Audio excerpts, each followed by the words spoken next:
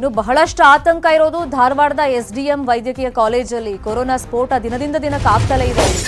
ಈಗ 182ರಿಂದ 204ಕ್ಕೆ ಕೊರೋನಾ ಸೋಂಕಿತರ ಸಂಖ್ಯೆ ಅಲ್ಲಿ ಏರಿಕೆಯಾಗಿದೆ. ಧಾರವಾಡ ಜಿಲ್ಲಾಧಿಕಾರಿ ನಿತೇಶ್ ಪಾಟೀಲ್ ಈ ಬಗ್ಗೆ ಇನ್ಫಾರ್ಮೇಶನ್ ಕೊಟ್ಟಿದ್ದಾರೆ. 2 ಹಾಸ್ಟೆಲ್ ಸೀಲ್ ಡೌನ್ ಮಾಡಿ ಈಗ ಆದೇಶ ಹೊರಡಿಸಿದ್ದಾರೆ. 2 ಹಾಸ್ಟೆಲ್ಗಳಿಗೆ ಸ್ಯಾನಿಟೈಸೇಷನ್ ಮಾಡಿಸ್ತಾ ಇದ್ದಾರೆ. ಸೋಂಕಿತರ ಸಂಖ್ಯೆ ಏರ್ತಾ ಇದ್ದಂತೆ ಆಸ್ಪತ್ರೆನ ಬಂದ್ ಮಾಡಿದ್ದಾರೆ.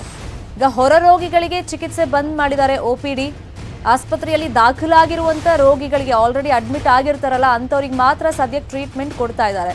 ಇನ್ನು ಆಸ್ಪತ್ರೆ ಸುತ್ತ 500 ಮೀಟರ್ ಶಾಲೆ, ಕಾಲೇಜ್, ಅಂಗನವಾಡಿ ಏನೇನಿತ್ತು ಅವೆಲ್ಲವನ್ನು ಕೂಡ ಬಂದ್ ಮಾಡಿದ್ದಾರೆ. ಆಕ್ಚುಲಿ ನಿನ್ನೆಯಿಂದಲೇ ಬಂದ್ ಮಾಡಿದ್ದಾರೆ.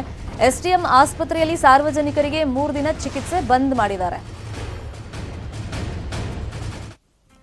ಇಲ್ಲಿ ಒಂದು ಗೆಟ್ ಟುಗೆದರ್ ಅಂತ ಮಾಡಿದ್ರು. ರೀಸೆಂಟ್ ಆಗಿ ಒಂದು ಪ್ರೋಗ್ರಾಮ್ ಅನ್ನ ಯಾರೆಲ್ಲ ಅಟೆಂಡ್ ಮಾಡಿದ್ರು ಬಹುತೇಕ ಆ ವಿದ್ಯಾರ್ಥಿಗಳಲ್ಲಿ ಸೋಂಕು ಸ್ಪ್ರೆಡ್ ಆಗಿದೆ ಅನ್ನೋದಂತೂ ಮೊನ್ನೆಯಿಂದಲೂ ಗೊತ್ತಾಗ್ತಾ ಇದೆ. ಯಾಕಂದ್ರೆ ಫಸ್ಟಿಗೆ 66 ಸ್ಟೂಡೆಂಟ್ಸ್ ಅಲ್ಲಿ ಅಂತ ಗೊತ್ತಾಯ್ತು. ನಿನ್ನೆ ಅದು 100ಕ್ಕೂ ಜಾಸ್ತಿ ಆಯ್ತು. ಇವಾಗ ನೋಡಿದ್ರೆ ಟೋಟಲ್ ಆಗಿ 200ಕ್ಕೂ ಅಧಿಕ ವಿದ್ಯಾರ್ಥಿಗಳಲ್ಲಿ ಸೋಂಕು ಸ್ಪ್ರೆಡ್ ಆಗಿರೋದು ಗೊತ್ತಾಗಿದೆ. ಇದು ಸ್ಟಾರ್ಟ್ ಆಗಿರೋದು ಮೆಡಿಕಲ್ ಕಾಲೇಜ್ ಸ್ಟೂಡೆಂಟ್ ಇಂದ. ಆ medical college students all over India ಇಂದ ಬಂದಿದ್ದಾರೆ.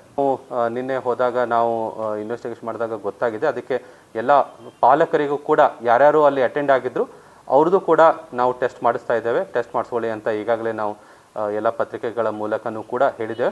ಮತ್ತು ಇದೇನು 182 ಸ್ಟೂಡೆಂಟ್ಸು ಪಾಸಿಟಿವ್ ಬಂದಿದ್ದಾರೆ. ಅವರ ಪೋಷಕರು ಕೂಡ ಬೈ ಚಾನ್ಸ್ ಈ ಒಂದು ವಾರದಲ್ಲಿ ಅವ್ರು ಏನಾದರೂ ಭೇಟಿ ಆಗಿದ್ದರೆ ಅವರ ಪ್ರಾಥಮಿಕ ಸಂಪರ್ಕಕ್ಕೆ ಬಂದವರು ಎಲ್ಲರೂ ಮಾಡ್ಕೋಬೇಕು. ಫಸ್ಟ್ ಇದು ಸ್ಟಾರ್ಟ್ ಆಗಿರೋದು ಮೆಡಿಕಲ್ ಕಾಲೇಜ್.